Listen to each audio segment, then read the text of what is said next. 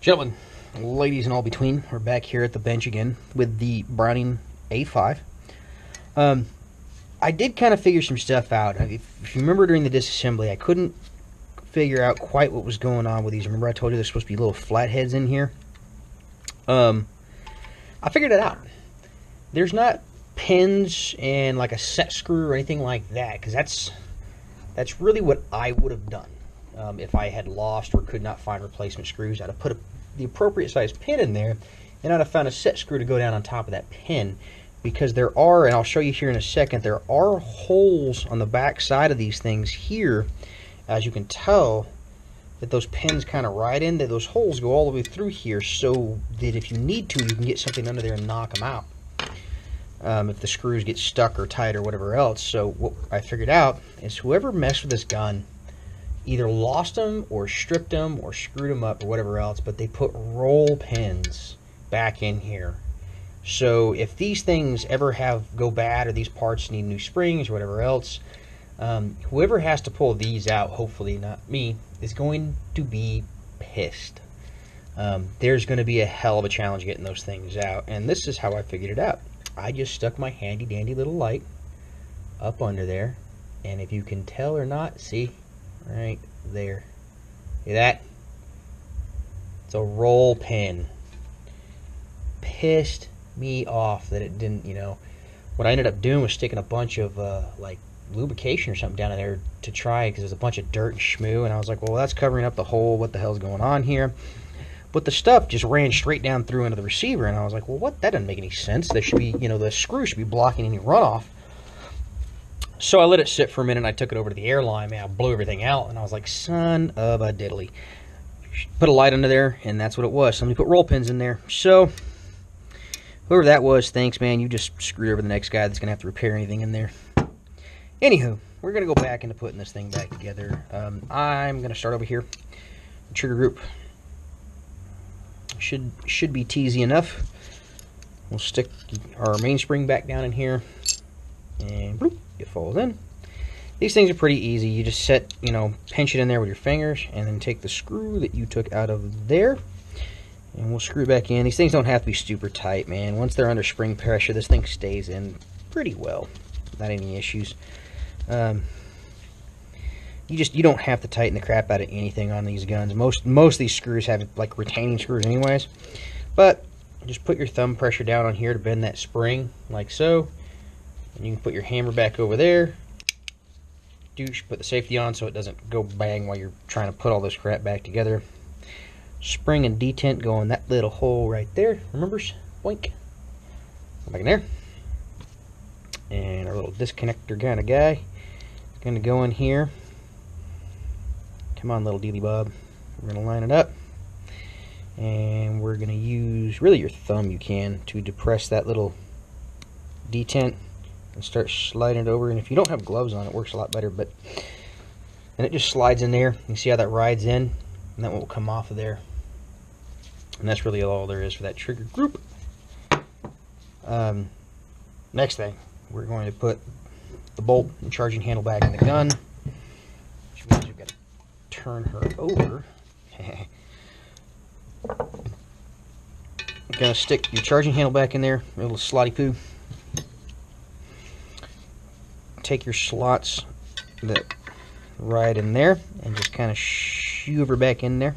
You're going to have to run some clearance. Remember, you have to lift that little tail up there and slide it under for your charging handle to go back in. Line your hole back up like we had before. Remember, we drove that little pin out of that hole. Line it back up. That is a tapered pin. So when you put it back in there, it's probably easier if that charging handle's out of the way. Whatever. There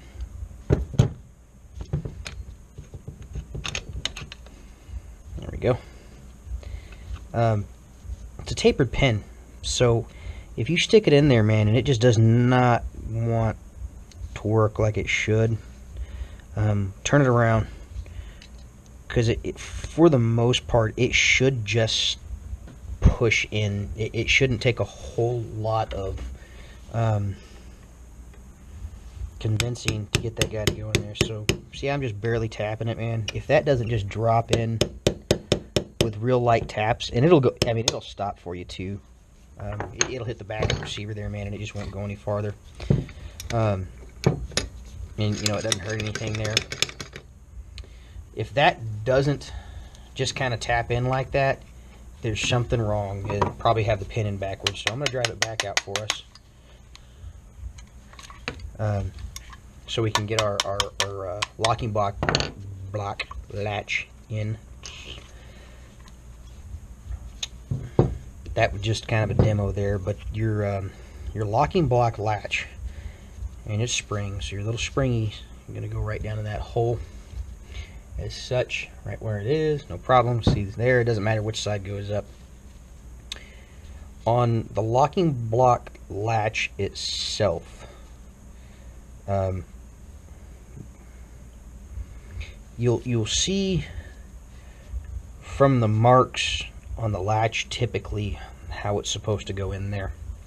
And if you paid attention when you were pulling it out, you'll know that it goes in like shmoo, right?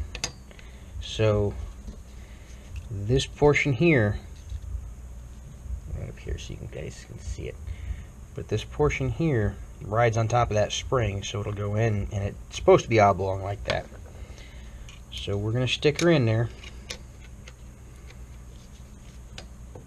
And we're going to take our pin and go from the correct side.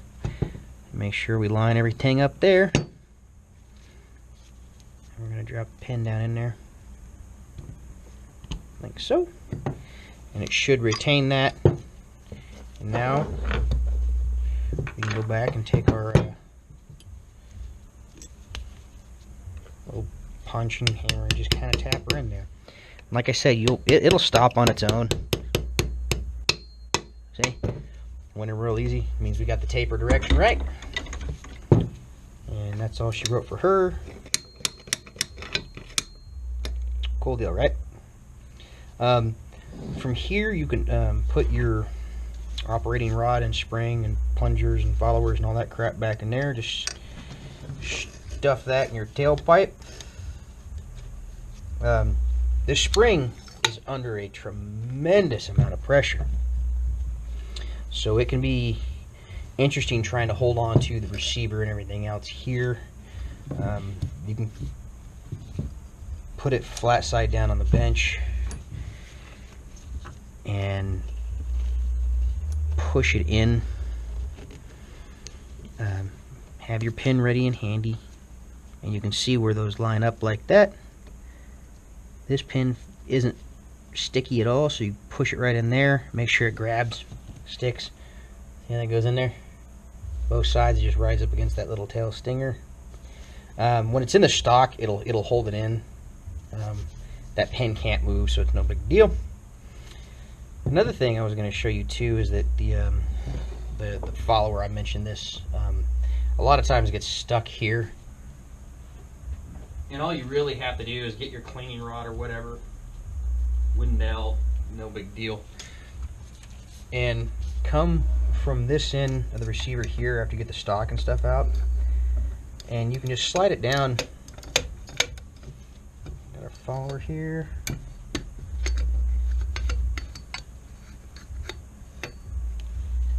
And just knock it out.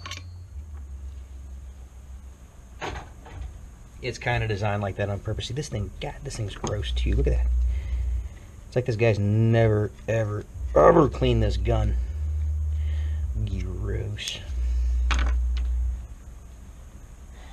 I'll do him a little bit of flavor, man. We'll wipe this thing off a little bit and clean it up and lube her just a hair when we put it back together, even though he didn't ask for it or pay for it or anything else. Keep in mind, if you're going to do gunsmithing stuff, you know, you're in it to make money. You're not here to be people's friends.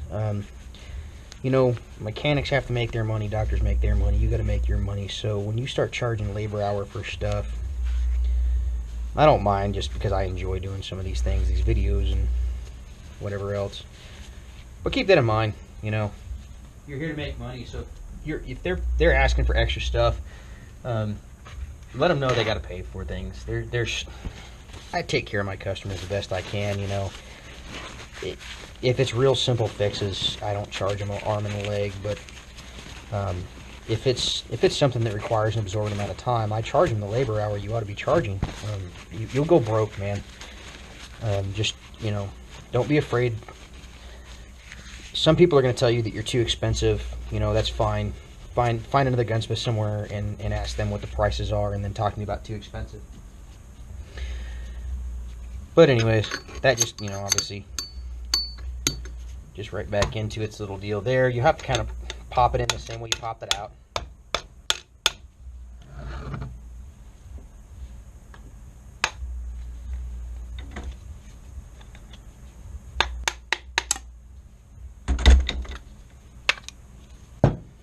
That is that.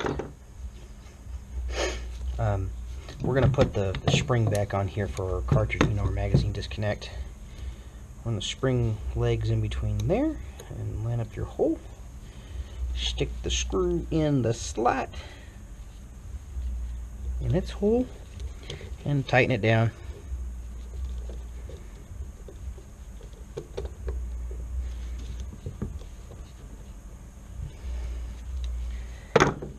Yeah, we're definitely, you know, as a gunsmith, you're a luxury service, man. You're not, nobody has to have a gunsmith. You know, they're not like doctors and mechanics. People don't need these guns to go back and forth to work. Most people that use guns for employment, most, I say most, not all, there's exceptions. Police officers, military, even a lot of security companies, you know, they've got people that work on those guns for them. They pay people to work on them, so they're in-house, a lot of them. So just keep that in mind too, that you're a luxury service and that you have a lot of knowledge. You know, if you're like me, I've got a couple degrees in gunsmithing, and you know that cost me a lot of money to get. And so you're paying for my knowledge. I do a lot of counter fixes that people, you know, it doesn't take me more than, you know, 4 or 5 minutes to fix whatever the problem is. You know, typically I charge about $35, $40 or something like that. It doesn't matter. You're paying for the knowledge. You know what you're doing. They came in because they didn't know how to fix it, and that's what they're paying for, is knowledge. It's not the actual physical amount of time. A lot of times there's a lot of specified, you know, there's a lot of special tooling that goes into this. It's just like being a mechanic again too. There really is a lot of special tooling that goes into gunsmithing. So you gotta, you know, you gotta keep the lights on. You're not there to be people's friends. You're there to make money. You can make friends along the way. Don't get me wrong. I got lots of good customers in here that'll sit and chat, and I got no problems helping them out and things like that. And that's just about any customer. I don't treat a whole lot of people different. But if you come in here and you want something done right now and you want it done super cheap and all this other stuff, you know, I'm either gonna highball the shit out of you. I'm gonna charge you a ridiculous amount of money to do it, or I'm gonna tell you that it's gonna take 3, 4, 5 months. You know, well, it's just changing out sights. Yeah, man, my shop's real busy. Sorry. That backfires on you too, let me tell you right now, because it's going to do one of two ways. You're either going to get a bad rep for doing stuff like that. You can't always be a jerk. Sometimes you got to bite a bullet. Truth is, sight changes, some trigger work, man. A lot of the drop-in Glock triggers, things like that. You know, MPs, any of those striker fired pistols. You know, drop-in kits. Charge them $50, man. Typically, to put them in. Sometimes a little more depending on the model and things like that.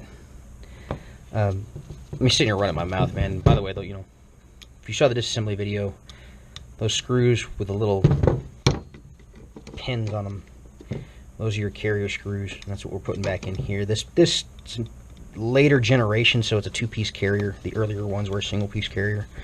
You just screw it down tight until you'll see that little half crescent moon lines up there for your retaining screw. But yeah, typically on that kind of stuff, man, I don't charge a whole lot of money,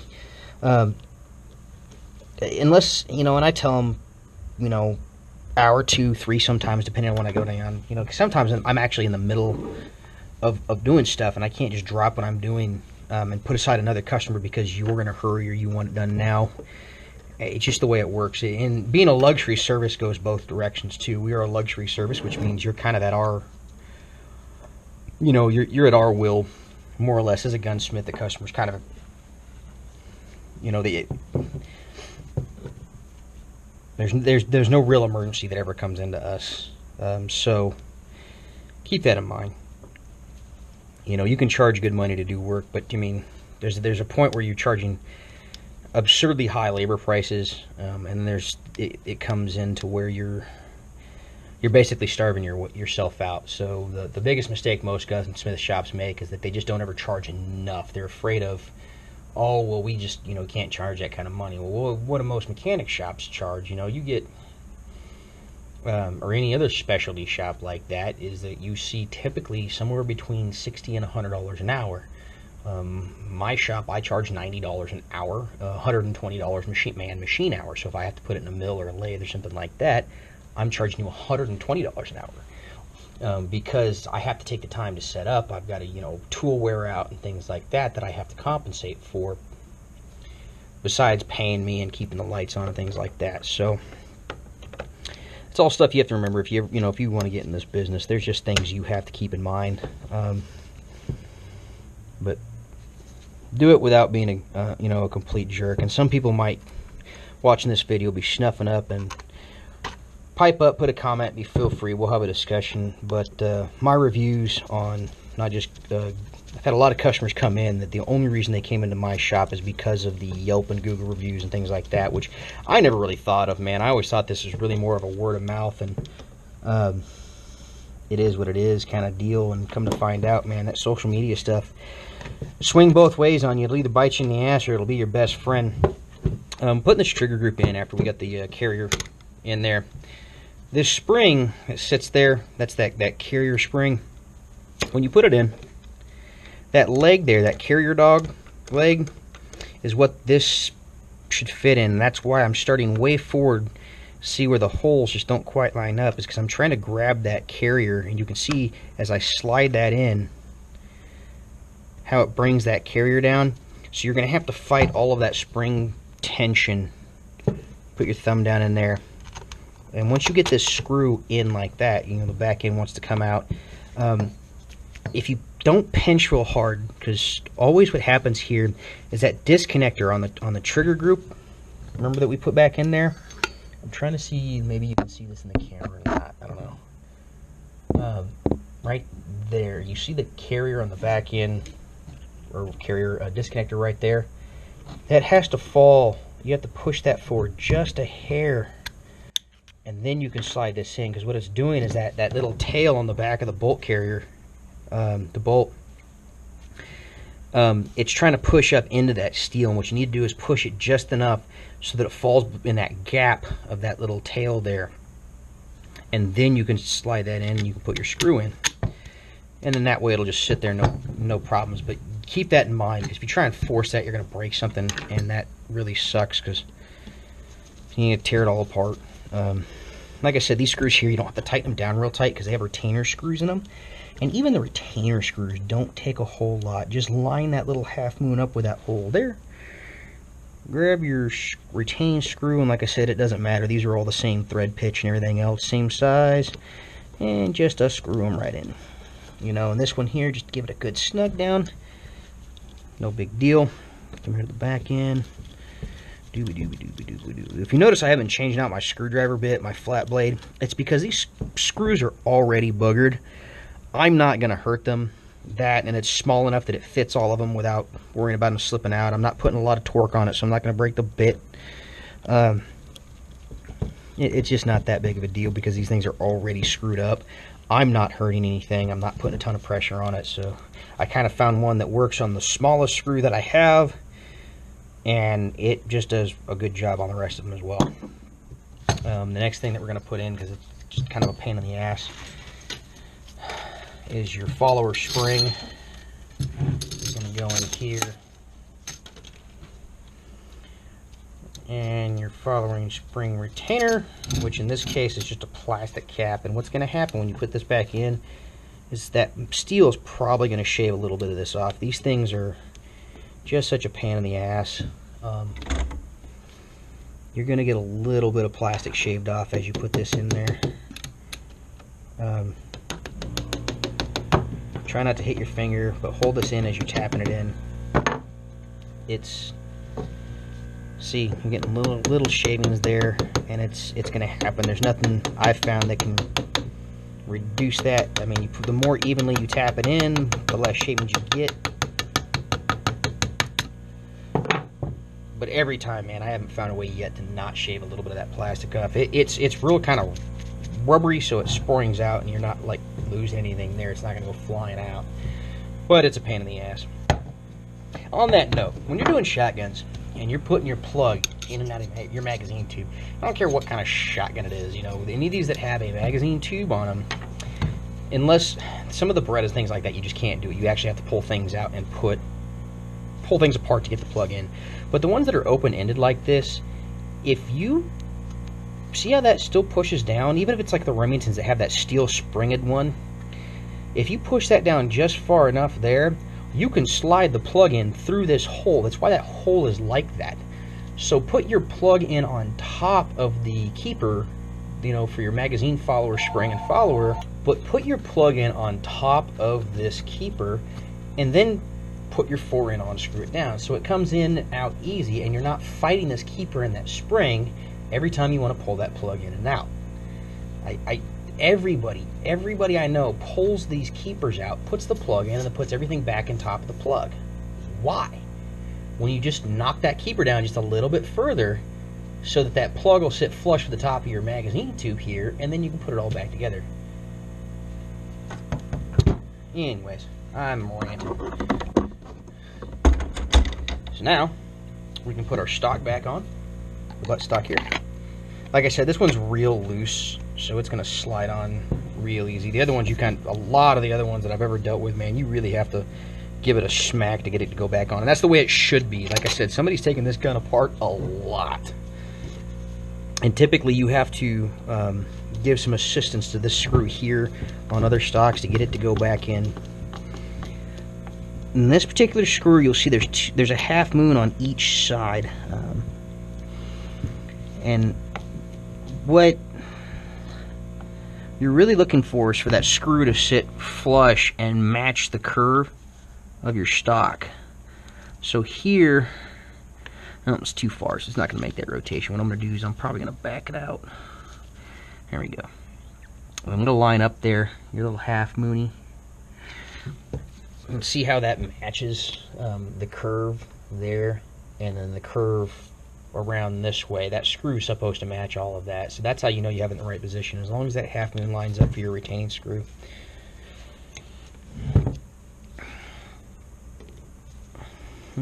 Screw this little guy down here, put it back together.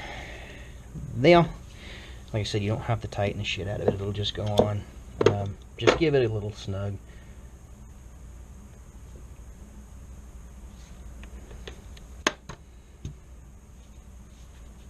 We're going to have to go ahead and, this particular case, I'm going to put this back like for the lighter loads. Like I said, this ring goes on here, then your spring goes on, then your brass ring, this brake is really what it is. It acts like a brake and slows everything down. It really doesn't matter the orientation on these splits and these rings. It's not that big of a deal. But this is for the light loads in this configuration. So spring, or little brass ring, remember the bevel faces the receiver, so the spring can sit flat on it. And then you take this ring, so the flat here always faces the spring no matter what. Goes on, and these things can be a little bit of a fight going on there. Heavier recoiling loads, the heavier loads, the steel piece, the spring goes on first, this steel piece goes on next with the bevel facing the brass. Brass down. It's probably a little bit easier to go ahead and let this your bolt lock back. Stick your barrel on. And what you're going to have to do is when you slide this on, like I said, your 4-in wood, you're going to line the barrel up and stick everything down. You got to put pressure on it, so I'm taking off the camera real quick. So yeah, just put the butt stock on the ground, push the barrel back down this way, pressure, screw your cap on, and you can let pressure off the barrel. You got your release, and everything's all hunky-dory, man. Thanks for watching. Give me a like, share, subscribe, comments, questions, hit them up. I respond the best I can. Have a good one. Just in case you guys are wondering too, this is what the new Browning A5 looks like.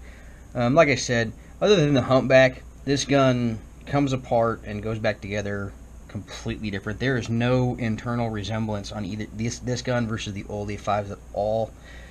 But this is what they look like. These are the new ones. Yeah, that's it.